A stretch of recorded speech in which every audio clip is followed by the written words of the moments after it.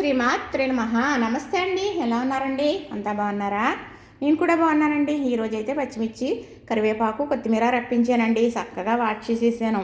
మరి ఎంతవరకు ఎలా కడగాలో కడిగేసానండి.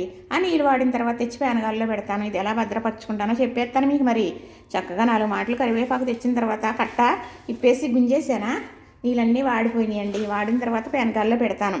అలానే కొత్తిమీర కూడా అంతే, చక్కగా చూసారా ఎంత తాజాగా ఎంత బాగుందో.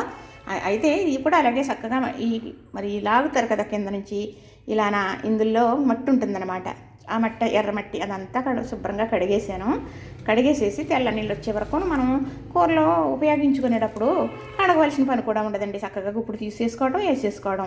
మనం భద్రపరుచుకునేటప్పుడు ఇలా మగ్గిపోయిన ఆకులు అవి ఉన్నాయనుకోండి, చక్కగా ఇలాంటివన్నీ తీసేయాలన్నమాట. తీసేసి భద్రపరుచుకుంటే మనం అయిపోయే వరకు కూడా అప్పుడే తెచ్చుకున్నట్టు ఉంటుంది అనమాట. కొన్నిట్లకి ఫ్రిడ్జ్ పర్వాలేదండి, కొన్నిట్లకి అయితే వద్దనే చెబుతాను. కానీ మరి ఇలాగా తెచ్చిన తర్వాత మరి ఇంకా ఎక్కువ ఉంటే కూడా పచ్చడి చేసేస్తానండి.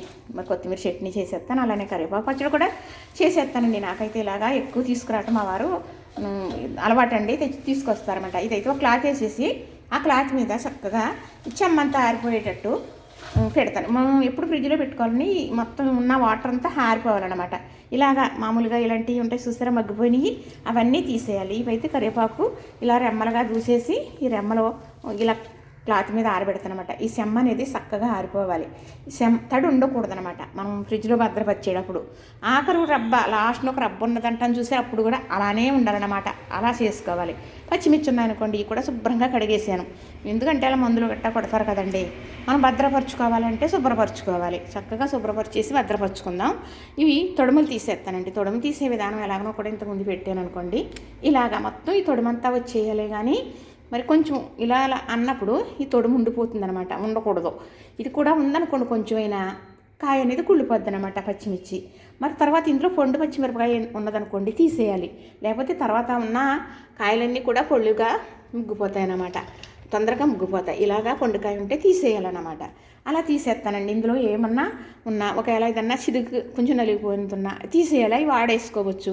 అందులో వేసేసి ఉంచేమనుకోండి, అది దెబ్బేస్తూ ఉంటుంది కదా, ఆ దెబ్బేయడం వల్ల ఉన్న కాయలు కూడా పాడైపోతాయి అన్నమాట. చక్కగా మామిడికాయలు కూడా తీసుకొచ్చారండి. అంతంత ఉన్నాయో చూసారా.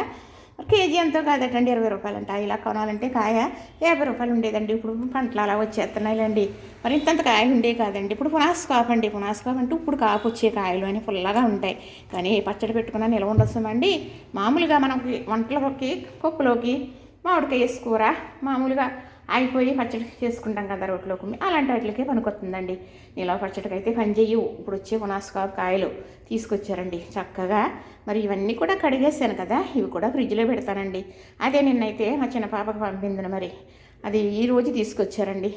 సరే, ఆ పచ్చిమిర్చి కూడా అలాగా చక్కగా తొడమలు తీసేసి తడి అనేది లేకుండా ఒక కవర్లోనే పెడతానండి. నేను పెట్టేసి కావాల్సినవి వాడుకుంటూ ఉంటాను. అయిపోయే వరకు కూడా పచ్చిమిర్చి కుళ్ళిపోదు, కరివేపాకు కూడా ఎండిపోదు, కొత్తిమీర మగ్గిపోదు, చక్కగా ఉంటుంది అనమాట. అంటే మనం తెచ్చుకున్న తర్వాత తెచ్చేసుకున్నాం ఇది ఇన్ని డబ్బులు ఖర్చు పెట్టి, కానీ దాన్ని ఎలా చేయాలో అలా చేసుకుని దాచుకోవాలి కదా.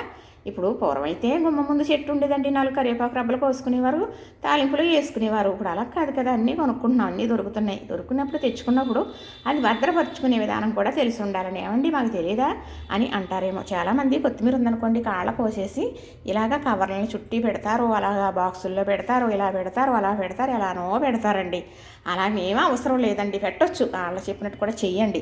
ఈ కాళ్ళు అనేది తీయకూడదు. ఈ కాళ్ళ ఇప్పుడే జీవం ఉంటుంది కాబట్టి గమ్ముని ఎండిపోదండి. ఇలా ఉంటే గమ్ముని ఎండిపోయి ఇది కుళ్ళిపోవటం అని కానీ ఎండిపోవటం అని జరగదనమాట. కాళ్ళు ఉండాలి. కడిగేసాం కదా, ఇందులో తేమ ఉంటుంది కదా, చక్కగా మనం కవర్లో పెట్టినప్పుడు ఈ కాళ్ళు అడుక్కుండాలి, చిగురులు పైకి ఉండాలన్నమాట. అలా పెడితే ఆ జీవం ఉండి చక్కగా మనకి తాజాగా మరి మొక్కది ఇంట్లో కోసుకుని వేసుకున్నట్టుగా ఉంటుంది. నేనైతే అలా చేసుకుంటాను. మరి మీరందరూ ఎలా చేసుకుంటారో నాకు తెలియదు. నేను చేసుకునే విధానం మీకు చెప్పాలన్నదే కదా నా అభిలాష. చెప్పేశానండి, చూసేయండి, చేసేసుకుందరు. కానీ సరే, ఇవి 3 చూపిస్తున్నాను మీకు. కరివేపాకు ఒకటే తెచ్చుకున్నారనుకో, ఏం చేస్తారు, చక్కగా కడిగేసేస్తారా, మరి పొడిగుడ్డ మీద వేసేస్తారా, ఆ తేమంతా ఆరిపోయిన తర్వాత కవర్లో పెట్టుకుంటారా. కరివేపాకు అయిపోయేదాకా కూడా అప్పుడే చెట్టును కోసుకుని వేసుకున్నట్టుగా ఉంటుందండి. ఇన్ని తెచ్చుకుని భద్రపరచుకోవాలనుకోవద్దు. పచ్చిమిరపకాయలు కూడా తెచ్చుకుంటారు కదండి, తొడుమును మాత్రం తీసేయండి. పండుకాయ అంటే తీసేయండి, మగ్గనకాయ అంటే తీసేయండి. పచ్చిమిరపకాయలు ఎన్నాలున్నా మనకు నిల్వ ఉంటాయన్నమాట. అది చెప్పిందే చెప్తున్నాను అనుకోవద్దు. పెద్దవాళ్ళుగా మేము చేసేది మీకు చెప్పడమే పిల్లలకి.